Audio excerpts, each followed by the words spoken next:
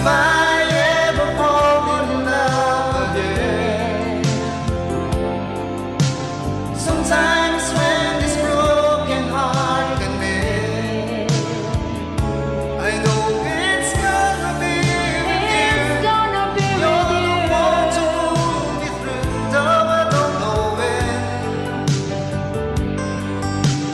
If I ever fall in love again,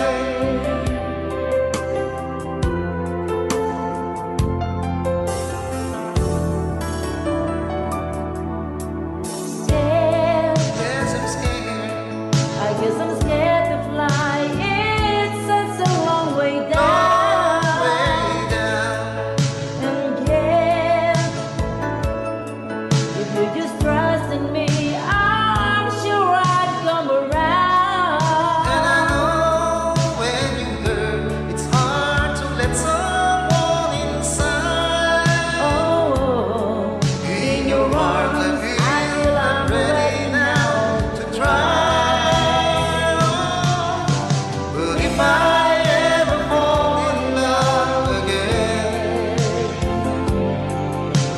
sometimes when this broken heart can mend, I know it's gonna be with you. it's gonna be You're with the one to you. pull me through, though I don't know when.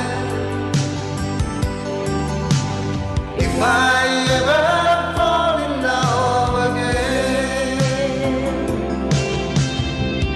I'd be a fool to ever let you go. you're the best thing in my life. Then I know I've got to take it slow.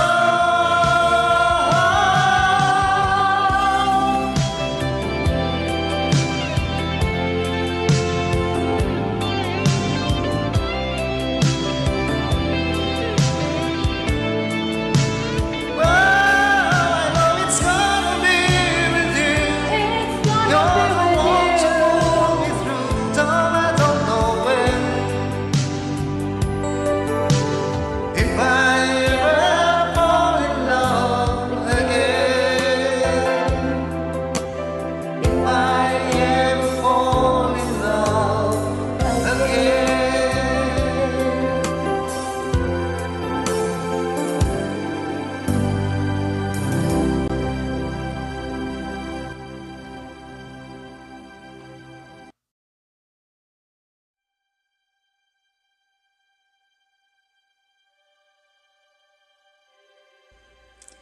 First of all, cheers para sa mga newlywed. I would like to congratulate you na sa journey nyo. At I really hope na maging happy kayo sa inyong tatahaking buhay bilang mag-asawa. A piece of advice na sana pag dumating yung mga tough time sa inyong dalawa, itry nyo na huwag magsalubong ang init nyo. Pag ang isa mainit siya, try Gia na dagdagan mo pa ang pasensya mo. At ganun din sa iyo, Mark. Na ang pinasok nyo yan, hindi na biro-biro. Sabi nila actually, lalagay na daw sa buhay na tahimik. Actually, hindi. Hindi ko naman sinabing magugulo ang buhay mo. Pero, at least hindi ganun katahimik. Kasi dadating dyan ang mga pagsubok sa inyong dalawa. Diyan kayo susubukin kung gaano nyo talaga kamahal ang isa't isa. I really hope na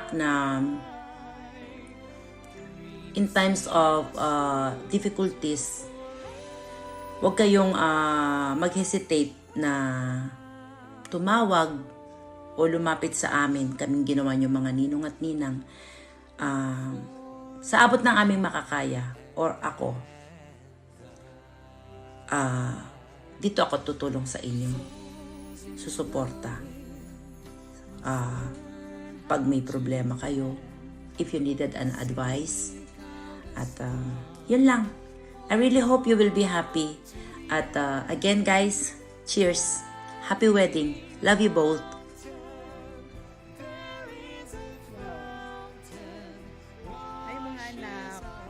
Mark and Gia, happy wedding!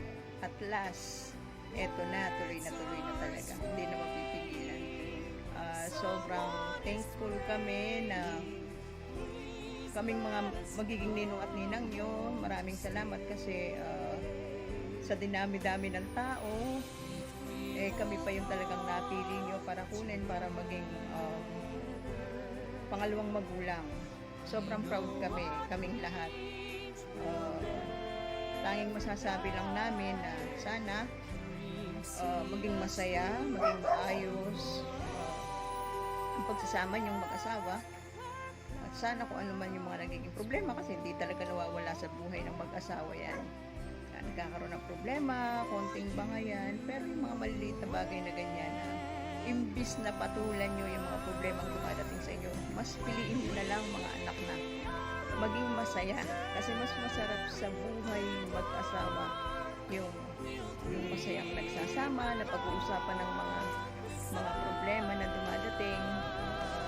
Kahit pa sabihin natin na yung pagsubok laging nandiyan sa buhay, pero mas masarap sa pakiramdam kung paano nyo mapagtatagumpayan yung pagsubok na dumating sa inyo. Maraming salamat. Pasensya na dahil hindi kami nakarating kasi may malalayo yung pagitan natin. Pero may oras at may tamang araw na magkikita-kita rin tayo. Mahal na mahal namin kayo. Congratulations sa inyong mag-asawa, mga anak. Mag-iingat kayong palagi. Mahal namin kayo. God bless you. God bless you. Hi Mark and Gia, happy wedding both of you. Congratulations on becoming a family. I'm sure that you have a lot of fun together. You are a perfect couple. At sana Mark, maging loyal ka kay Gia, ha? Happy wedding, kapatid Mark. Best wishes. Congratulations sa inyo. Be strong sa pagpasok nyo sa inyong pagbubuong pamilya. Congratulations ulit, kapatid. Kala nyo si Brad Pitt, no? Nandito ako para batiin kayo. Congratulations sa inyo and best wishes. God bless. Hi Besh, Mark, Beshi, hashtag sana all. Sana all happy ang love life. Sana all ikakasal. Sana all may ka-together forever. Ang masasabi ko lang sa'yo, ngayong kakasal ka na, di ba? Sabi nga nila, kung gusto mo ng problema, magpakasal ka. So ready ka naman ata siguro sa lahat ng problema sa buhay na darating. Lalong-lalo na pag nag-aasawa ka, Diyos ko, ang daming problema talaga. Pero ang sasabihin ko lang sa'yo, alagaan mo yung asawa mo. Tulad ng pag-aalaga mo sa sarili mo. Mahalin mo yung asawa mo. Tulad ng pagmamahal mo sa magulang mo. Dapat hindi ikaw ang maging dahilan ng kanyang kalungkutan. Dapat ikaw ang dahilan ng kanyang kasiyahan. Okay? And mag-iingat ka palagi. Kayong dalawa. Congratulations nga pala sa'yo ulit. And we, JVL family, always here for you. Hindi man kami nakakatulong sa ibang bagay, at least nandito kami karamay mo palagi. Yun lang, we love you. Congratulations! Hello, Mark and Jaya. Congratulations and best wishes on your wedding day. And today is the beginning of a long, happy life together. The love you share today, only the glow is stronger over the years. The love and beloved in return. Feeling so much joy for the two of you as you join lives in marriage. Love you both, Mark and Jaya, and God bless Ninong Leonard Martinez. Congratulations.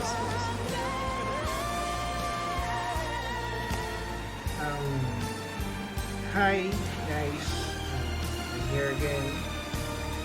But now I just want to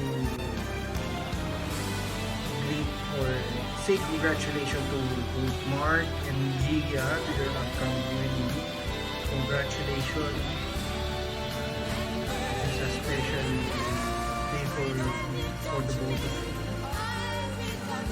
Now you're transitioning to a new chapter of your life as a couple.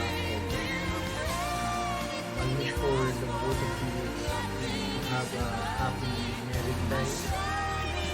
May God bless you always and bless you with kids, with babies soon. And to have more years together as a couple. You know, that's the best thing to have in a married life. Before I end this video, I just want to give advice to the both of you. Since you're going to be a couple, you know, my advice to you is, you know, married life is not a easy thing. It's a lifetime commitment. You need to do things to make things work for the both of you as a couple. To Mark, my advice to you, bro, is give respect to your wife and also treat her as a queen. Try to be the support system of your wife. Like I said a while ago, you know, married life is not easy thing. So if difficult times comes, try to support her always and, you know, give her love that she needs as your wife. Then to Gia, same thing with Mark. Try to be the support system of your man or husband, and also give your best to love him as your husband, and also treat him as the king and give him the respect that he needs. You know, if you do that one,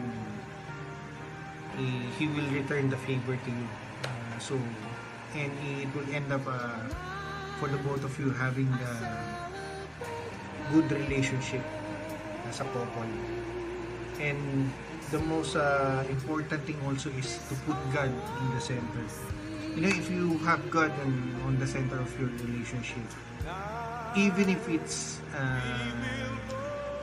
on the downside, if you're having problems as a couple, there's no way of both of you will solve it with God. Try to pray always to Him, and then He will do the rest. But also, like I said, love each other. Give respect to each other. That's the best thing that you can do for each other. And that's it. Again, I just want to say congratulations and stay safe, guys. Bye. Hello, Mark and Gia. Congratulations. Happy wedding sa inyong dalawa and welcome to the world of responsibilities. Kasi ang mundong papasukin nyo ngayon or ang mundong pinasok nyo ngayon ay mundo na punong-puno ng responsibilidad at obligasyon. Kikilos na kayo or magdidesisyon na hindi lang para sa sarili. Bawat gagawin nyo ngayon ay kailangan nyo nang i-consider ang feeling ng bawat isa sa inyo. So, yan ang number 1 adjustment na gagawin nyo or mararanasan nyo bilang mag-asawa. Ang adjustment, hindi lang isang araw, hindi lang 2 linggo or 3 buwan, hindi rin lang 4 na taon. Pwede natin sabihin, it's a lifetime adjustment. Dahil may mga pagkakataon na darating na magkakaroon kayo ng misunderstanding at kailangan may mag-adjust sa isa sa inyo or both of you na kailangan mag-adjust. So, anumang pagsubok ang dumating sa inyo, harapin yung magkasama. At huwag kayo makakalimot tumawag sa nasa itaas dahil siya ang first choice nyo na malalapitan pag dumating yung time na may pagsubok sa buhay. May mga ninong at ninang nyo, optional lang kami kung lalapitan nyo or hindi. Pero si God ang number 1 na choice nyo talaga. At sa pagsubok talagang may darating na pagsubok, hindi natin may iwasan yan. Pero anumang pagsubok ang dumating sa inyo, usapan nyo ng maayos nang hindi magtataas ng boses para hindi humantong sa pag-aaway. At isa pa, ang problema dapat hindi manggagaling sa bawat isa sa inyo. I mean, hindi ikaw Mark, hindi rin ikaw Gia, ang dapat pagmulan ng problema. Although may mga problema darating sa buhay nyo, situational, pero we hope and we wish na hindi kayo maging problema sa isa't isa. Yun lang ang masasabi ko. And again, happy wedding and best wishes, Mark and Gia. Anong ligaya sa tuwing ika'y mamasdan sa piling mo ang gabi. Tila araw, ikaw ang pangarap. Ikaw lamang.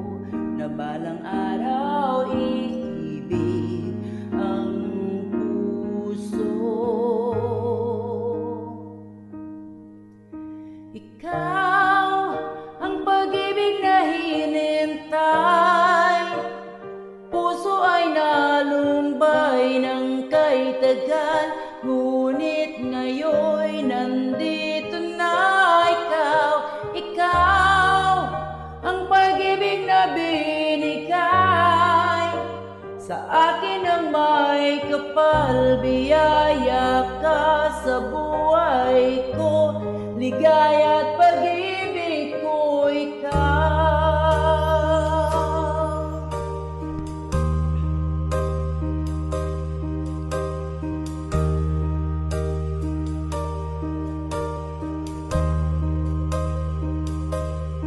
Sabihin ko sa bawat oras ng tagpo, ang pag-ikot ng mundo, ngumingiti ng pusa aking puso, pagkat nasagot na ang tanong, nag-aalala noon, kung may magmamahal sa akin ng tunay.